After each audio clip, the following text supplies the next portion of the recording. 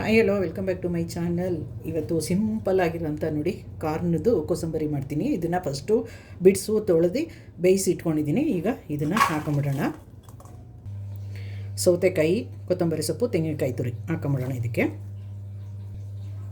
ತುರಿದಿರೋದೊಂದು carrot ಮತ್ತು ಸಣ್ಣದಾಗಿ ಹೆಚ್ಚಿರೋ ಒಂದು ಈರುಳ್ಳಿ, ಅರ್ಧ ನಿಂಬೆಹಣ್ಣು ಹಾಕ್ತಾಯಿದ್ದೀನಿ.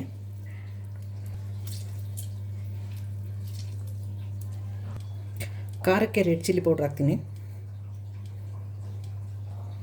ಸಾಲ್ಟ್ ಹಾಕೊಳ್ಳೋಣ. ಮಿಕ್ಸ್ ಮಾಡ್ಕೊಂಬಿಡೋಣ ಇದನ್ನು.